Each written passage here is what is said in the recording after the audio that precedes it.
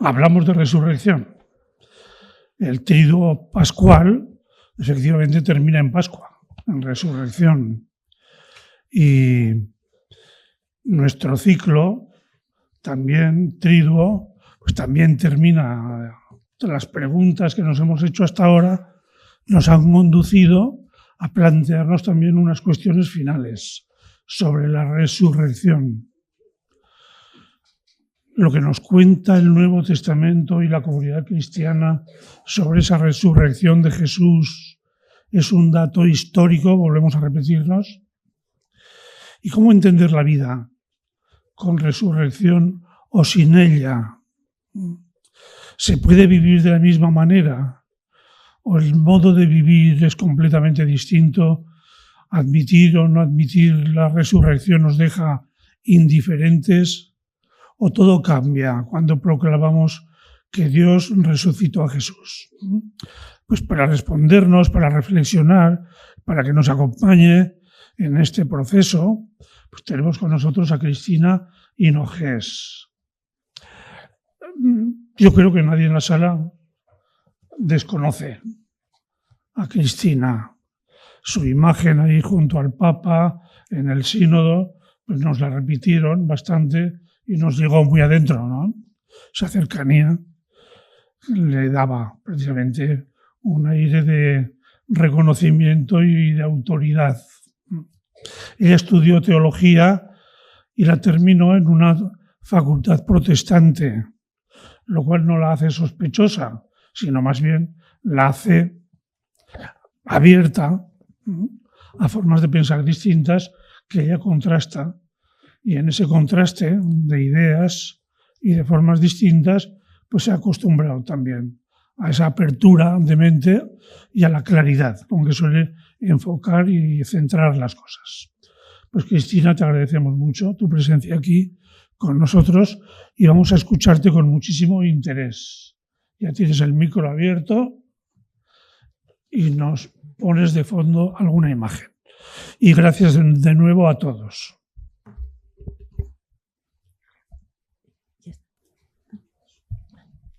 Buenas tardes, que son buenas de verdad, aunque llevemos el paraguas, son buenas. En el programa pone, son los relatos de la resurrección documentos de historia. Pues lo primero que hay que tener presente es que Dios es misterio y esa frase tiene que estar ahí siempre. En la distinción entre novedad y originalidad, Joseph Steiner, filósofo y especialista en literatura comparada, en su obra Presencias Reales, nos ayuda a reconciliarnos con lo antiguo, con lo que está en los orígenes. Nos reconcilia con eso que vemos muy lejano, pero que tiene su sentido, ¿no? Y nos indica que hay que aceptarlo porque hay veces que son invenciones estéticas arcaicas de la música, de la literatura, pero que en sí mismas tienen, dice el autor, el pulsar de una fuente lejana. Todas las civilizaciones, todas las culturas han utilizado, digamos, elementos, ritos, símbolos para indicar su deseo, en algunos casos, de más vida después de la muerte, o en todo caso, su convicción de vida después de la muerte. Los neandertales enterraban a sus muertos con elementos, utensilios que tenían en la vida común, que utilizaban como para hacerles continuar viviendo o con la idea de continuar viviendo y utilizando lo que habían tenido en vida. La cultura megalítica ya entierra a sus muertos en posición fetal y con la cabeza hacia oriente, como en una intuición de que la vida y la muerte es cíclica, es decir, que van a volver a renacer de alguna manera como renace el sol. Los egipcios ya van a ser mitologías mucho más trabajadas, por así decir, y van a enterrar a sus muertos realmente como si fueran a seguir viviendo en la otra vida. Griegos y romanos, resumiendo mucho, creían en la separación del alma y el cuerpo, y donde el alma tendría, de alguna manera, su vida después tendría mucho que ver con lo que habían vivido y las acciones de este mundo. En los judíos nos vamos al libro de los Macabeos, al segundo libro de los Macabeos, para encontrar una religión que trasciende los valores y que habla de resurrección como recompensa para los que mueren piadosamente, eso sí. En tiempos de Jesús, los fariseos sí creían en la resurrección, los saduceos no. En los escribas había de todo, pero hay un cuarto grupo del que casi nunca hablamos, que son los esenios, que sí creían en la resurrección y además en la inmortalidad del alma. Con este recorrido, lo único que quiero decir es que en el proceso evolutivo de los seres humanos, el deseo de que no todo termine aquí es evidente y está presente. Eso que nos decía Steiner de pulsar una fuente lejana, en nuestro caso es situar unas fuentes a unos aproximadamente más o menos 2000 años de distancia, pero contando con un inconveniente de tamaño considerable. Y es que nadie sabe a ciencia cierta cómo fue la resurrección, porque nadie estaba allí para verlo. El hecho de que los 4 evangelios nos hablen de la resurrección es ya una prueba evidente de la historicidad del hecho. Es decir, estamos ante un hecho histórico que sucedió de verdad, para entendernos.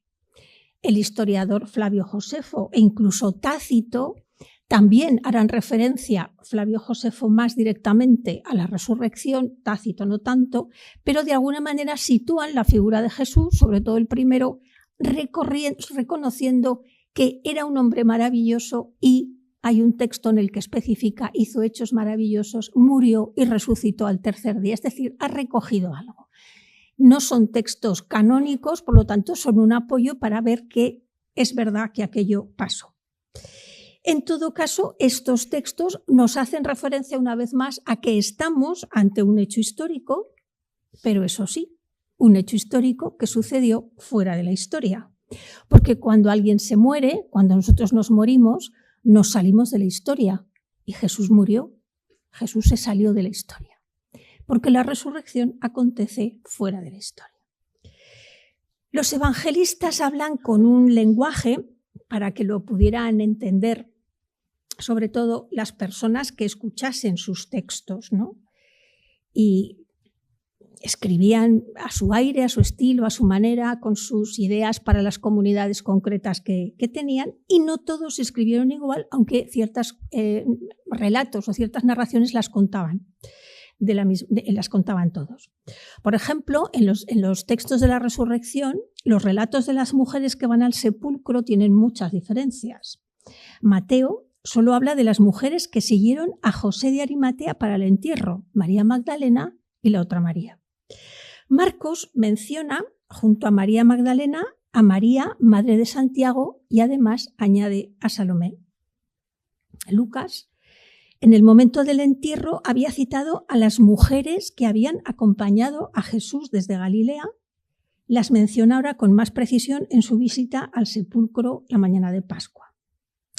Pese a sus diferencias, los evangelios coinciden en que a estas mujeres se les va a confiar, digamos, lo nuclear de la fe, que es la resurrección de Cristo. Los evangelistas, para explicarnos, utilizan un lenguaje teofánico, es decir, un lenguaje que se refiere estrictamente a la manifestación divina ante los seres humanos. ¿Se están inventando de alguna manera lo que nos cuentan? No, no lo inventan. Pero les va a resultar muy complicado explicar algo que no han visto para hacerlo siquiera creíble. Según Mateo, por ejemplo, un ángel baja del cielo y corre la piedra del sepulcro y dice, tenía aspecto de relámpago y su vestido era blanco como la nieve. Según Marcos, las mujeres vieron sentado a la derecha a un joven vestido de blanco. Y Lucas dirá que se presentaron 2 hombres con vestidos refulgentes. Con este lenguaje, los evangelistas quieren dejar clarísimo, entre comillas, que Jesús no estaba ya entre los muertos, sino que había resucitado, es decir, que vivía. Sin embargo, estos 3 evangelios, que son evidentemente los llamados sinópticos, tienen de alguna manera que demostrar, y vuelvo a poner la palabra entre comillas, que Jesús ha resucitado. De ahí ese lenguaje. De ahí decir que la piedra de la muerte ha sido retirada. El infierno ha sido derrotado. Los ángeles han entrado y que el cielo habita en ese sepulcro. Sin embargo, Juan es absolutamente diferente. ¿Por qué? Los 3 primeros evangelios, los sinópticos, se escriben relativamente poco tiempo después de haber sucedido el acontecimiento de la Pascua, relativamente. El de Juan muchísimo después. Aunque no sabemos realmente quiénes escribieron los evangelios, sí que sabemos que el que atribuimos a Juan lo escribieron las comunidades joánicas. Y estas comunidades, ha pasado ya mucho tiempo, comparten una reflexión, digamos que más madura, que no necesita de tanta espectacularidad, y por eso hablan sencillamente de tumba vacía y de vendas en el suelo y el sudario con el que le habían envuelto la cabeza, dice el Evangelio, no en el suelo con las vendas, sino enrollado aparte. Y habla también de un encuentro nada espectacular.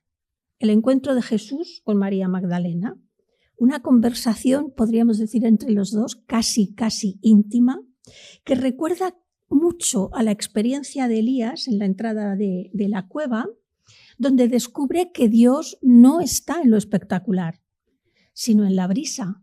Nosotros leemos que descubre a Dios en la brisa. El texto original es más audaz, el texto original dice en el silencio, que es un dato que a nosotros también nos interesa. ¿Qué ha pasado entre el tiempo en el que fueron escritos los sinópticos y el tiempo en el que fue escrito el Evangelio de Juan? Insisto una vez más que nadie sabe lo que pasó ni nadie sabe cómo fue, cómo es la resurrección. Lo que ha sucedido es que la resurrección es inexplicable desde el lenguaje humano y se necesitan esas metáforas iniciales del rayo, los vestidos blancos, pero conforme va pasando el tiempo se va percibiendo que la resurrección es una experiencia y no tanto una sucesión de fenómenos. Las metáforas lo único que son es una ayuda que va a permitir a los evangelistas, al menos a los sinópticos, integrar en el texto un hecho que es inenarrable por sí mismo. Va a pasar lo mismo en Pentecostés. Va a pasar exactamente igual, el viento huracanado, las lenguas de fuego, porque se necesita de alguna manera dar una cierta visibilidad. Juan, en ese encuentro desprovisto de espectacularidad entre Jesús y María Magdalena, se va a extender muchísimo.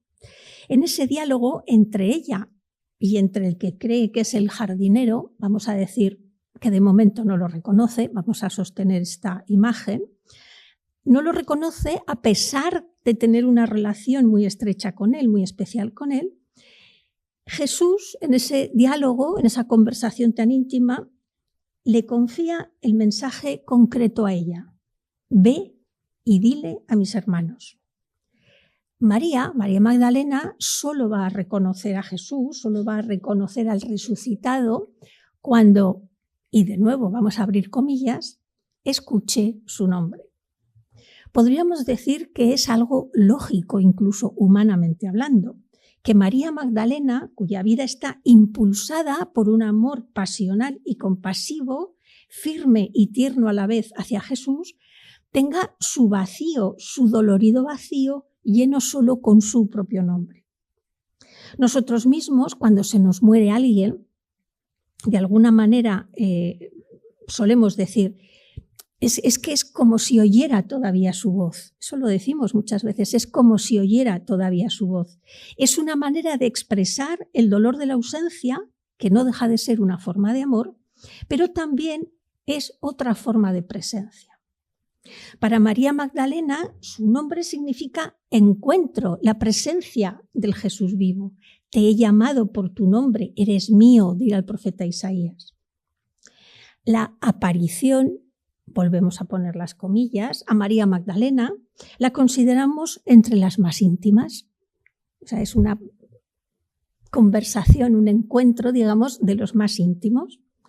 Pero, ¿y si hubiera otra más tan íntima? Puede haberlo. Al resto de los discípulos les va a hacer falta 40 días, más bien simbólicos, con sucesivas apariciones, también entre comillas. Esta es la conferencia de las comillas, pero es que es la única manera de expresarlo. Y entre esas apariciones a los discípulos destaca una, la que protagoniza Tomás. Esa aparición, de nuevo, entre comillas, nos da claves que hemos reducido a la famosa duda de Tomás, que por otra parte no era el único en dudar. Sabemos lo que dice el Evangelio, pero me interesan dos partes en concreto. En el Evangelio de Juan leemos: Tomás, uno de los 12, llamado el mellizo, no estaba con ellos cuando vino Jesús, y los otros discípulos le decían: hemos visto al Señor. Pero él contestó: si no veo en sus manos la señal de los clavos, si no meto el dedo en el agujero de los clavos y no meto la mano en su costado, no lo creo. A los 8 días estaban otra vez dentro los discípulos y Tomás con ellos. Llegó Jesús, estando cerradas las puertas, se puso en medio y dijo: paz a vosotros.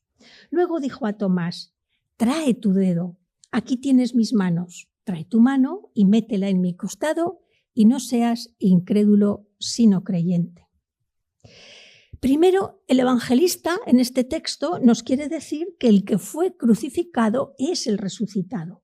Las heridas de la pasión se convierten en algo así como una especie de documento nacional de identidad para volver a demostrar, entre comillas, que la resurrección es cierta. Sin embargo, en esta aparición tan concreta, las heridas como tales van más allá de ese intento de demostración, porque con haberlas nombrado hubiera sido suficiente. Pero el autor o los autores van más allá y el gesto de Tomás de meter, de tocar, van hasta ahí, lejos de ser la duda que tantos ríos de tinta ha hecho correr, nos está diciendo que Tomás era una persona muy cercana a Jesús, porque tocar un cuerpo significa mucha intimidad con esa persona. Acariciar unas heridas es algo que solo hace quien se siente muy cercano al herido. Todos tenemos la experiencia de algunas veces hay personas que por su manera de ser, cuando te acaban de conocer, enseguida están poniéndote la mano encima, tocándote el brazo. Para hacer eso, una de dos, o es una cosa innata que no calculas, o tienes mucha confianza para ponerle la mano a una persona encima. Con este gesto, Tomás estaría transformando sus propias heridas, el dolor por la muerte de Jesús, en sus propias cicatrices. En esta aparición siente la experiencia de la resurrección. Cada uno de los evangelistas intentó, con arreglo a las limitaciones del lenguaje, dejar lo más claro posible que la resurrección no era una invención. Al contrario, que era verdad, que Jesús, al que mataron en la cruz, había resucitado. En realidad, cuando Jesús resucita, no deja de seguir mostrando y manifestando ese abajamiento que se inicia en la encarnación.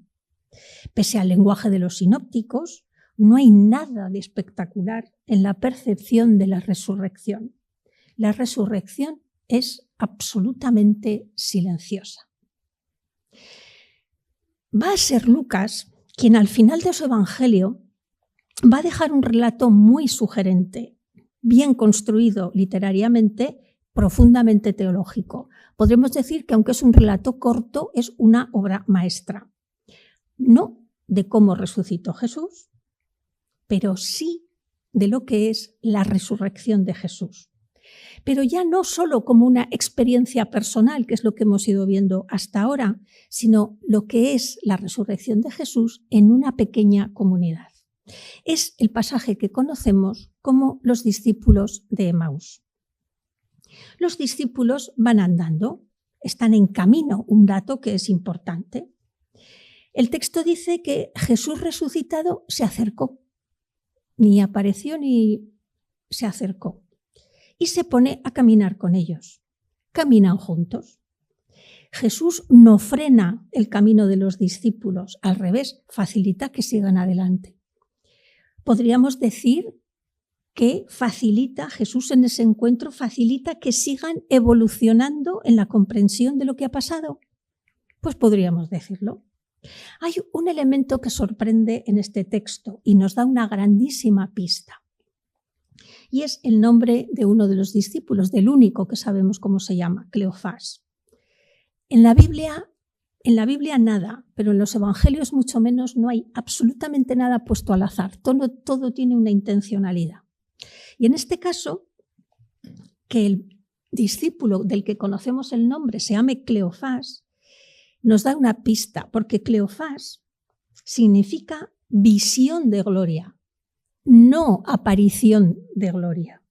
Y gloria es el concepto teológico en el judaísmo y en el cristianismo para denotar la manifestación de la presencia divina. Por lo tanto, Cleofás es la visión, no la aparición de la presencia divina.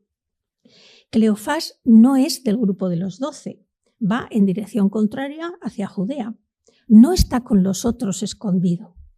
El otro discípulo, el anónimo, es como en todas las escenas donde aparece un discípulo sin nombre, vamos a decir así, cualquiera de nosotros, cualquiera nos podemos poner en ese camino.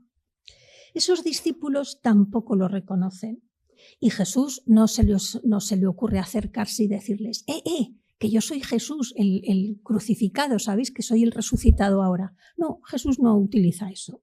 Lo primero que hace es lo que ha hecho toda su vida, interesarse por ellos. ¿Por qué estáis tristes? Las personas siempre han sido y serán lo más importante para Jesús.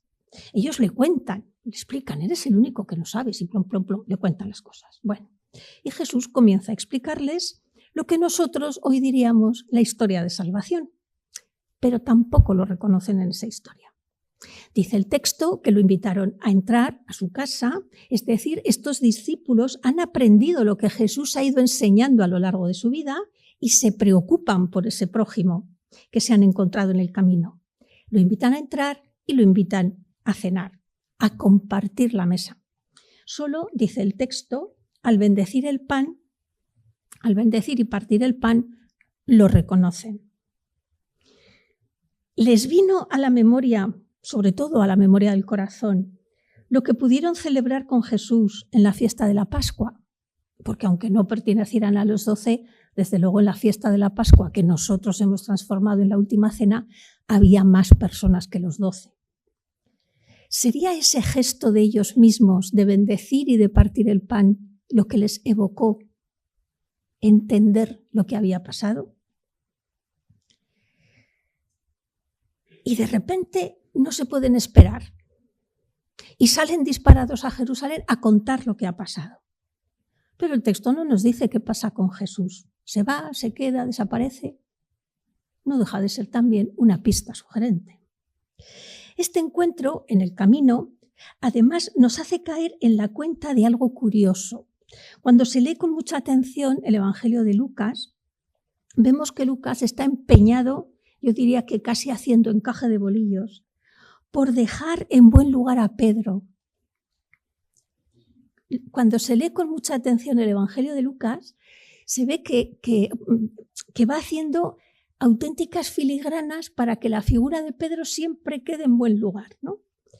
Y curiosamente, Lucas, que se ha empeñado en demostrar esa presencia y esa valía de Pedro, no relata el encuentro de Jesús con Pedro, de Jesús resucitado.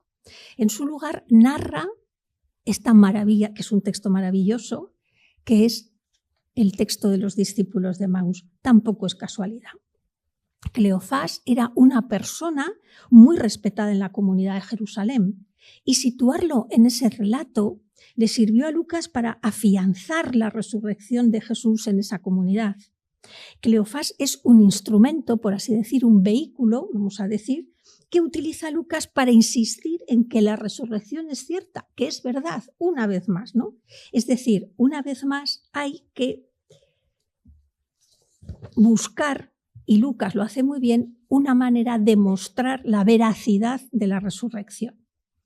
A partir de lo que nos cuentan los evangelistas, cada uno a su manera y a su estilo, vemos que en realidad, y pese al lenguaje de las imágenes que rodean la resurrección, los ángeles, el blanco como la nieve, en los sinópticos, o las acciones que se le atribuyen a Jesús después, hablar, ser tocado, comer, en Juan, lo que nos están diciendo es que el resucitado se hace presente en los signos de la vida cotidiana del creyente. Sus apariciones no son las de un fantasma, sino que guían y orientan hacia el amor al prójimo, porque está vivo y esas acciones han sido lo natural en su vida. La vida corriente de quienes acompañaron y conocieron a Jesús en su historia terrena es el escenario en el que se hace presente la realidad de la resurrección, de manera discreta, silenciosa y humilde. Porque es en la vida corriente de aquella gente de hace 2000 años, como en la nuestra hoy, en eso no hemos cambiado nada, donde conviven lo cotidiano y la gloria, lo divino y lo humano, pero no para fascinar a nadie, sino para que esa experiencia ayudara y nos ayude a nacer a una nueva humanidad que aprende a mirar de otra manera lo más sencillo y lo más complejo, pero también lo más bello y lo más doloroso. Porque a partir de ese momento, a partir de esa experiencia de la resurrección, la mirada se transforma en mirada esperanzada y esperanzadora. Por eso sí podemos decir que Jesús resucitó como nos dicen los primeros cristianos. ¿Por qué? Porque los primeros cristianos solo decían esto: Cristo ha resucitado. De hecho, es lo que se considera el primer evangelio. La primera buena noticia es esta frase tan sencilla: Cristo ha resucitado. No añadían nada más, porque estaban seguros de que era tener la experiencia transformante de la resurrección lo único que demostraba la resurrección. Claro, luego llegó Pablo, ya convertido, y en su primera carta a los Corintios, más o menos escrita hacia 55, 60, más o menos, para responder a las preguntas, a las dudas que tenían los habitantes de Corinto, pues claro, el lenguaje de Pablo es totalmente diferente al de los evangelios.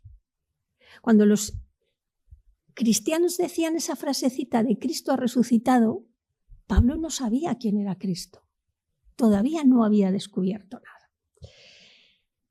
¿Cómo andan algunos, dice Pablo, de vosotros diciendo que no hay resurrección?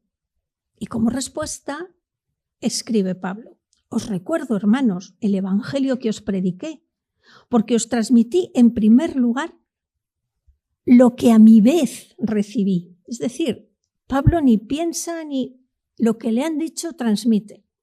Dice que Cristo murió por nuestros pecados según las Escrituras, que fue sepultado y resucitó al tercer día según las Escrituras, que se apareció a Pedro y luego a los 12. Eso es lo que le han transmitido. Con algunas precisiones que se podrían hacer, esa parte del texto que dice Cristo murió por nuestros pecados según las Escrituras, que fue sepultado y resucitó al tercer día según las Escrituras, que se apareció a Pedro y luego a los 12, constituye una confesión de fe anterior a Pablo. De su estancia con Ananías cuando se estaba preparando con todo el proceso de conversión, pues probablemente lo recibiera ahí. En todo caso, Pablo escucharía decir esa confesión de fe para él unos 2 o 3 años después de que sucediera la resurrección. Para él.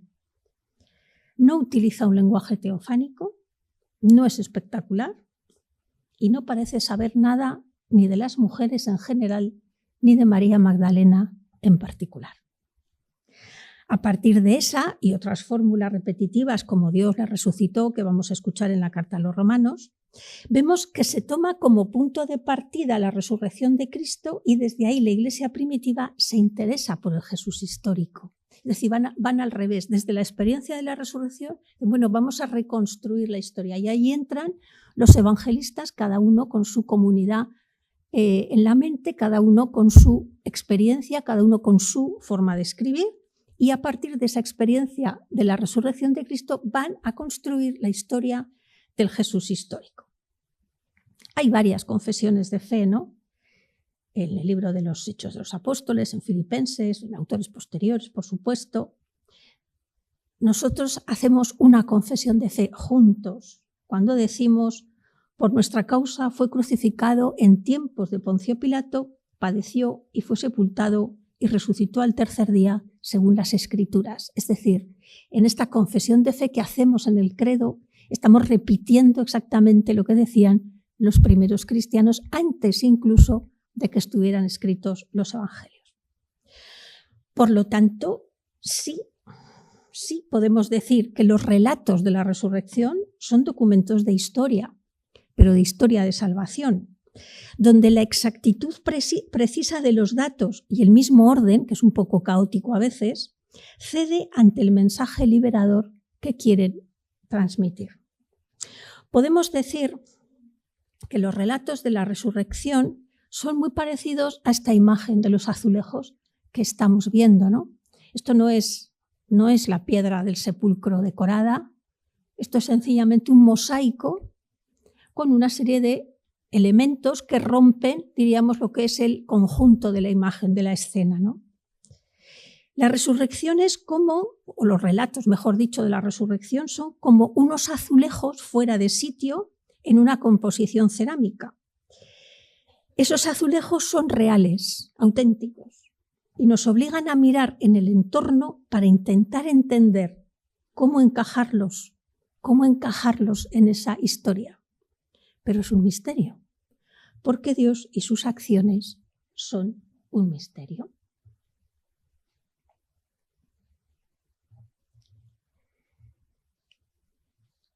¿Es posible ahora hablar de vida sin vida después de la muerte? A ver, aquí es muy fácil caer en el dramatismo, en la situación que estamos, pero sin ponernos dramáticos para nada, estamos en un mundo que habita en tinieblas y en sombras de muerte, nos dice Lucas. Además de la situación sociopolítica que tenemos, hay una tiniebla persistente que es la indiferencia y el escepticismo. Y ambas realidades tienen una fuerza inusitada, tremenda, para encerrarnos en nosotros mismos porque nada interesa, porque todo da igual, porque no es posible cambio alguno. Con este pensamiento, curiosamente, muchos creyentes y muchos no creyentes consideran más aceptable la reencarnación que la resurrección. Es como si fuera mejor un hipotético volver a empezar, a ver si hay suerte, a ver si algo ha cambiado. Pero esto en realidad, ¿qué supone? Una de dos. O no conocen la cabezonería repetitiva de la historia de la humanidad, porque somos cíclicos y vamos siempre mejor, peor, pero más o menos lo hacemos lo mismo, o se creen que Sísifo tenía mucho futuro en subir y bajar. No cabe otra explicación. En los textos de San Pablo leemos: si Cristo no ha resucitado, vana es nuestra fe. Esta forma de colocar esa centralidad de la vida de Jesús es primordial, porque nos remite a la fidelidad y a la confianza. Realmente a lo único que tenemos, la fidelidad y la confianza. Estos sentimientos no tienen gran sentido sin la vida de Jesús, que paulatinamente transforma nuestro corazón, el corazón de cada uno, lo transforma sobre todo en relación con los otros, con los cuales solamente en esa relación con los otros somos capaces de experimentar de verdad la humanidad de cada uno. Hay toda una imaginería, una cultura y una imaginería cristiana que convierte la resurrección de Jesús en una especie de representación hollywoodiense, engañosa, muy engañosa, pretendiendo una versión sobre todo vuelta a lo espectacular, física, llena de realismo de un acontecimiento que se pretende que sea comprobable, seguro, medible y, a ser posible, tangible. Es dar forma a esas metáforas del Evangelio que tuvieron una excelente función hace 2000 años, pero que tal vez ahora pues, pedirían una depuración no más acorde a la fe que profesamos. No hay más que pensar, por ejemplo, cada vez que hay una exposición, una conferencia, lo que sea, de la sábana de Turín, por ejemplo. Hay que ir. Y hay gente que ha dedicado y dedica su vida a estudiar, solo a estudiar la sábana de Turín. Es la necesidad que tenemos de tocar. Es la necesidad que tenemos de que la fe sea demostrable. No tengo nada en contra de la sábana de Turín. Quiero decir, además Benedicto XVI lo dejó muy claro, el que quiera que crea y el que no, no. Y era Benedicto, que a Benedicto nadie le decía nada. Quiero decir, pero vemos siempre cómo estas cuestiones tiran mucho, llaman mucho, porque hay que demostrar, cómo era. El otro día estaba mirando un poco las redes sociales y con la inteligencia artificial habían cambiado la imagen de la sábana de Turín, o sea, en positivo, no en negativo, y Jesús se movía. Y claro, decían, es que este era Jesús. Y claro, entonces lo curioso de eso es leer luego los comentarios, ¿no?, que hay. Y dices, y la gente cree esto más que el Evangelio. Dices, bueno, pues a lo mejor no hay que culpar a la gente, sino pensar qué hemos hecho para que la gente prefiera la reencarnación y ver a un Jesús en movimiento que, otra vez las comillas, vete a saber, en lugar de creer en el Evangelio. Puede que en el origen esta imaginería, digamos, tan hollywoodiense, pues a lo mejor no tuviera esa intención, pero desde luego lo que se ha llegado a conseguir con tanto deseo, de tanta historicidad y de poder tocar y de ver, y eso exactamente es así, lo único que se ha conseguido es reducir a Cristo al hombre Jesús, que no es lo mismo que el Jesús histórico. El hombre Jesús no es el Jesús histórico. La resurrección, creer en ella, no se puede confiar a representaciones realistas que la garantizan de una forma física, porque es algo mucho más íntimo, hondo, importante. La resurrección es una experiencia de cada uno en relación con una persona, con Jesús, pero también en relación con aquellos con quienes nos confiamos y con quienes realizamos un camino buscando el sentido de lo vivido.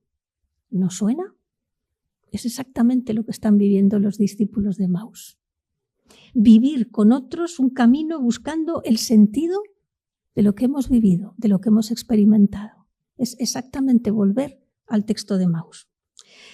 La clave está en ese texto de Emaús donde Lucas nos presenta a los discípulos alejándose de Jerusalén, el centro religioso del Antiguo Testamento, y donde ha muerto Jesús, donde ha muerto y ya no está. En ese momento, Jerusalén se ha convertido en un lugar tan vacío en sí mismo como el propio sepulcro. Tal vez sea hora de abandonar ese lenguaje, que ya nadie entiende, y nos adentremos en un mundo de un sentimiento profundo y sobre todo de la experiencia compartida.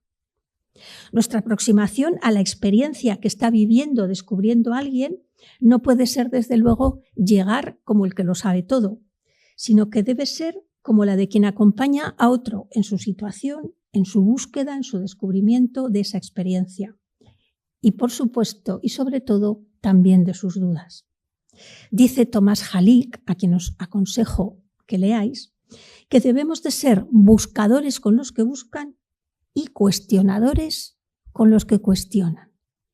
La resurrección es una experiencia inseparable de un proceso, de un viaje. La cena de Pascua no fue solo un recordatorio de la liberación de la opresión de Egipto, que es el punto de partida de la fe judía. Es el desplazamiento de esa liberación hacia su realización en la vida de cada persona, en este caso de Jesús de Nazaret. En la crucifixión encontramos la correlación entre justicia y abandono, donde la muerte, que es una realidad común a todos nosotros, nos confronta con la búsqueda del sentido de la vida. Del sentido de la vida, que es salir a la vida afuera, acogiendo a quien nos llama, que está ya presente en el relato de Lázaro, de la resurrección de Lázaro cuando Jesús le dice: Lázaro, sal fuera. No debemos buscar a Jesús en el mundo de los muertos, sino en el camino que conduce a Galilea. Es donde únicamente lo encontraremos. La resurrección se presenta así como un camino que se hace verdad y vida.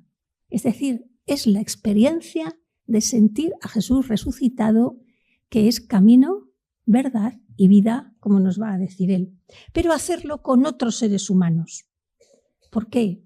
Porque ese es el sueño de Dios. El sueño de Dios no es que vivamos solos, sino que vivamos con otros, en relación con otros. También la experiencia de la resurrección. Independientemente de que todos llevamos dentro, todos, ese deseo de otra vida, de otro tiempo más allá de la muerte, muchos buscan la eternidad para que nada de nosotros se pierda.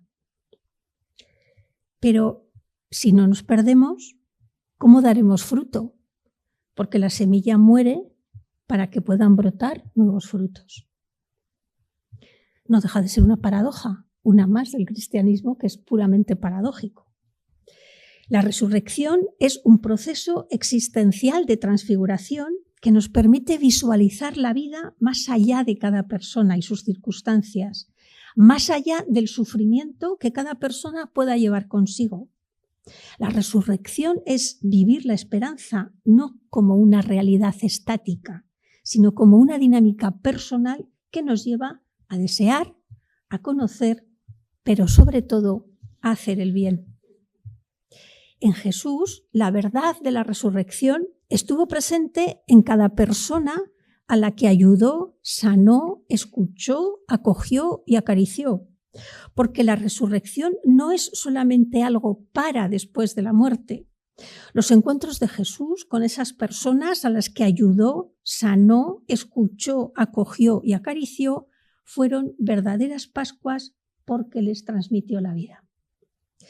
Nuestra vida es una continua Pascua a partir de la dimensión relacional y antropológica de Jesús, que nos ayuda evidentemente como un referente estructurante de lo cotidiano. Es decir, la vida de Jesús no nos enseña hechos maravillosos para que estemos, pues eso, como decía antes, fascinados. No, nos enseña una manera de ser, nos deja una forma de vivir, que es vivible, vamos a decir, la podemos vivir nosotros, ¿no?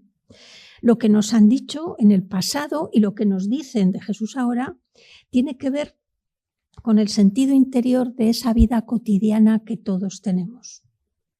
Las visiones del resucitado son, ante todo, relatos prácticos que nos enseñan a ver las mismas cosas de manera diferente, porque no se dan en situaciones diferentes. El capítulo 21, por ejemplo, del Evangelio de Juan, se puede decir que es un canto a la cotidianidad.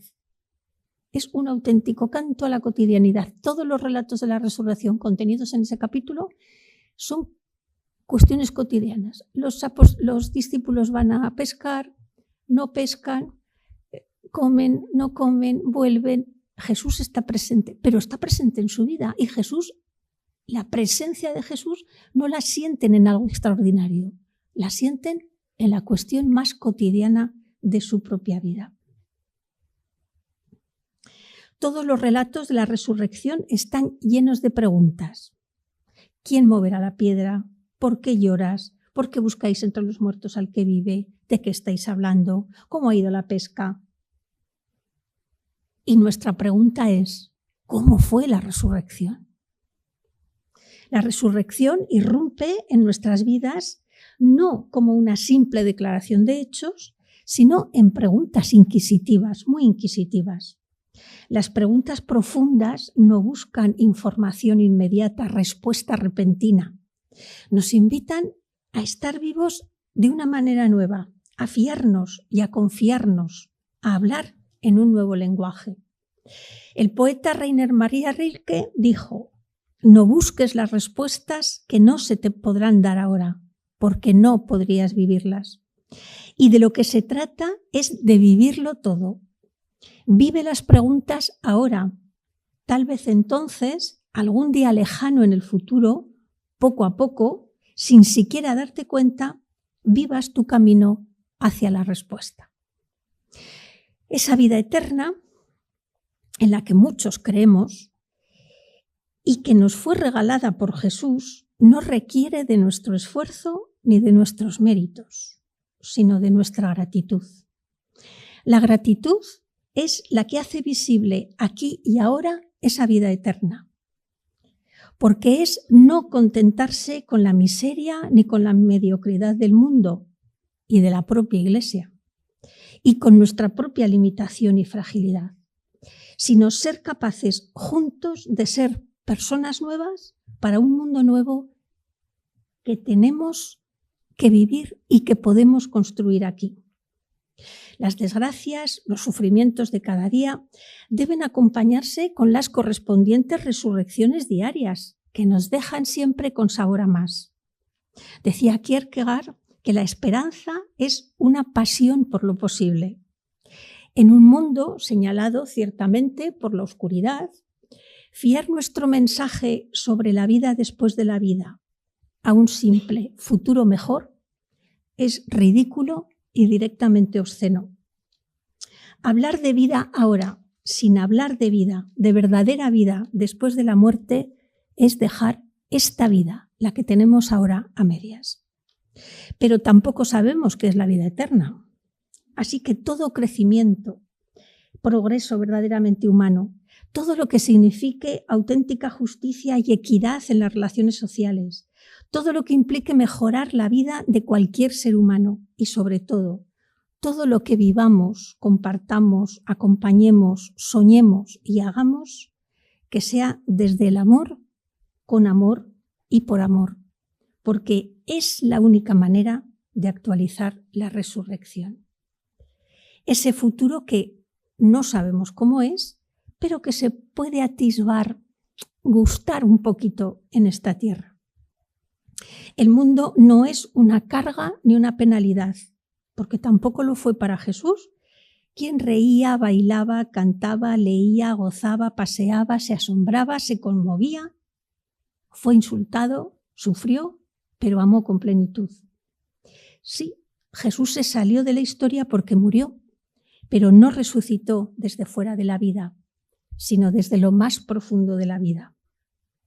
No resucitamos desde un sitio lejano, sino desde lo más interior de la cotidianidad humana. La resurrección siempre es más profunda que el dolor, cualquier mal o cualquier destrucción. No resucitamos en el más allá, resucitamos en el más aquí. Nada de lo amado se pierde, nadie amado se destruye, nada ni nadie amado desaparece en la nada. Hablar de vida ahora sin vida después de la muerte. La resurrección, esa vida después de la muerte, es algo que solo el amor puede hacer presente aquí. Hagamos aquello que solo el amor es capaz de hacer. Entreguemos nuestra vida solo a esas cosas que merece la pena que sean eternas, aunque sean pequeñas, efímeras y parezcan insignificantes. Incluso acompañar a muchas personas en sus dudas y reconociendo que no tenemos respuestas. Porque si las tuviéramos, habríamos comprendido el misterio. Y Dios es misterio y eso debemos tenerlo presente siempre.